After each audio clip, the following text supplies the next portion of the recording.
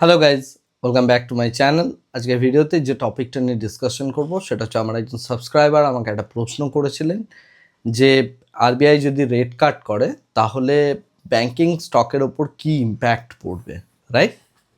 সেই বিষয়ে দুটো জিনিস ইম্পর্টেন্ট। সো সেই দুটো অ্যাসপেক্ট নিয়ে আমি অ্যাকচুয়ালি কথা বলবো। প্রথম যে অ্যাসপেক্টটা নিয়ে কথা বলবো সেটা হচ্ছে রেট কাটের সাথে, আমরা রেট কাট বলতে এক্ষেত্রে ইন্টারেস্ট রেট কাটের কথা বলছি, রাইট?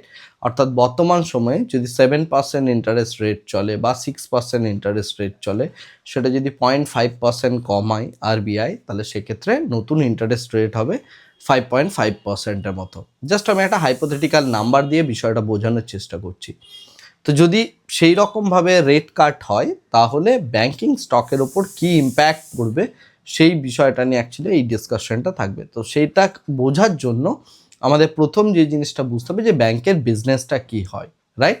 ব্যাংকের বিজনেস হচ্ছে যে টাকা যেটা আছে সেটা আরবিআইয়ের কাছ থেকে নিয়ে এসে পাবলিককে ধার দেওয়া এবং পাবলিকের কাছ থেকে সেই টাকাটার নির্দিষ্ট সময় অন্তর রিটার্ন নেওয়া এবং সেটা ফেরত দেওয়া, রাইট? এর মাঝের যে সময়টা থাকে সেই সময়টার মধ্যে আর মানে ব্যাংক অ্যাকচুয়ালি যে পার্সেন্টেজ ডিফারেন্সটা হয় আরবিআইয়ের থেকে ধার নেওয়া এবং পাবলিককে দেওয়ার মধ্যে, সেটা ব্যাংকের জেনারেলি প্রফিট হিসাবে পরিগণিত হয়। এখন ব্যাংক যে লোন প্রোভাইড করে, এই লোনটা দুটো অ্যাসপেক্ট থাকে। একটা হচ্ছে ফ্লোটিং রেট। ফ্লোটিং রেট কথার অর্থ হচ্ছে যে যখন আরবিআই রেপো রেট চেঞ্জ করবে, সেই রেপো রেট চেঞ্জ হয়ে যাওয়ার সাথে সাথে যে লোন নিয়েছে তার ইন্টারেস্ট রেট কমা বাড়া ইত্যাদি করবে। আর একটা হচ্ছে ফিক্সড রেট। তো যে সমস্ত ব্যাংক ফিক্সড রেটে লোন দেয়, অর্থাৎ যখন আরবিআইয়ের ইন্টারেস্ট রেট বেশি সেই সময় তারা যদি লোন প্রোভাইড করে থাকে এবং আরবিআই যদি নিজের ইন্টারেস্ট রেট কমাতে থাকে, তাহলে যেহেতু তারা ফিক্সড রেটে লোন প্রোভাইড করেছে তাই সেই রেট অফ ইন্টারেস্টই গ্রাহককে দিতে হবে, রাইট? এবং সেক্ষেত্রে ব্যাংকসের একটা বেশ ভালো রকম পয়সা তৈরি হয় বা প্রফিটেবিলিটি তৈরি হয়। এটা হচ্ছে অ্যাকচুয়ালি ব্যাংকিং বিজনেসের নর্মাল রুল বা কমন রুল। এখন আরবিআই যদি রেট কাট করে তাহলে যে ঘটনাটা ঘটবে সেটা হচ্ছে যারা ফিক্সড রেটে লোন প্রোভাইড করেছে সেই সমস্ত ব্যাংকগুলো উপকৃত হবে, আর যে সমস্ত ব্যাংক ফ্লোটিং রেটে লোন প্রোভাইড করেছে তাদের ক্ষেত্রে কিন্তু খুব একটা ভালো ইম্প্যাক্ট পড়বে না।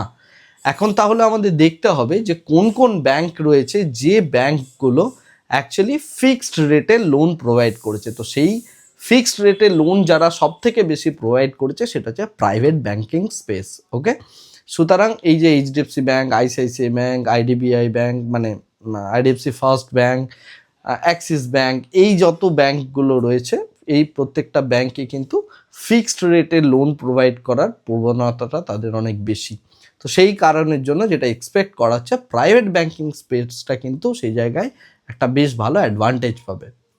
বাট যে সমস্ত ব্যাংকগুলো রয়েছে পাবলিক সেক্টর ব্যাংক, সেই পাবলিক সেক্টর ব্যাংক বা পিএসইউ ব্যাংকস, সেগুলোর ওপর খুব বড় রকম কিছু ইম্প্যাক্ট আসবে না, বিশেষ করে তাদের প্রফিটেবিলিটির মধ্যে, কারণ তাদের যে লোনের অ্যামাউন্টটা সেটা ফ্লোটিং রেটেই বেশিরভাগটা দেওয়া, ওকে?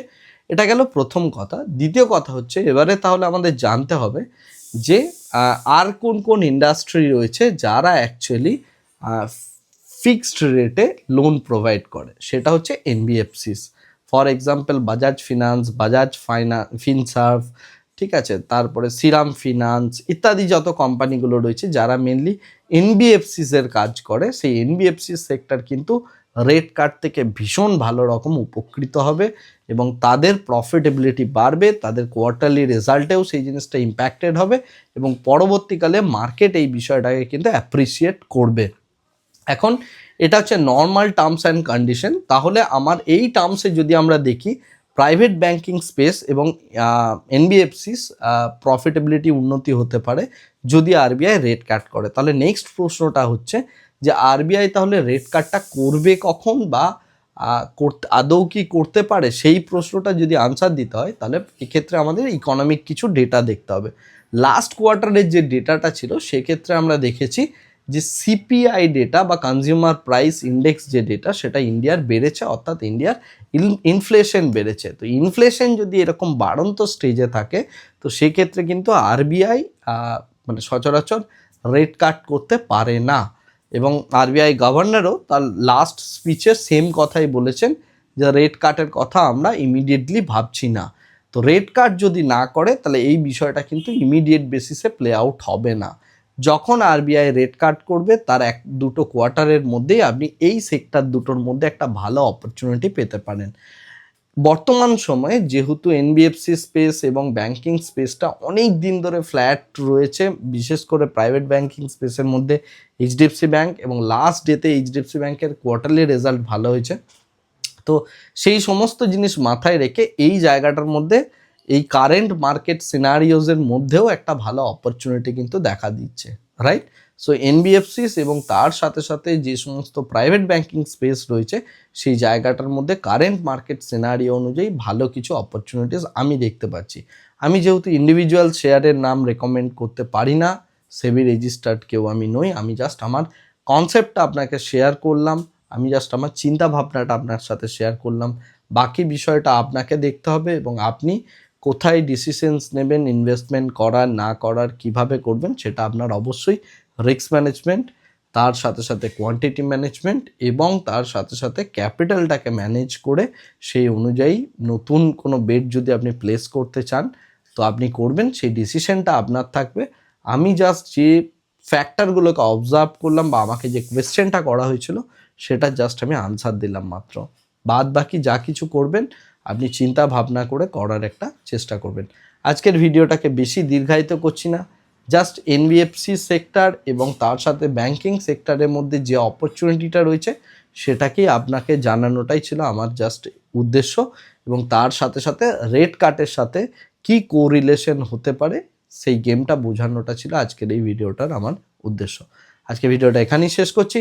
Thank you very much, bye bye, tata.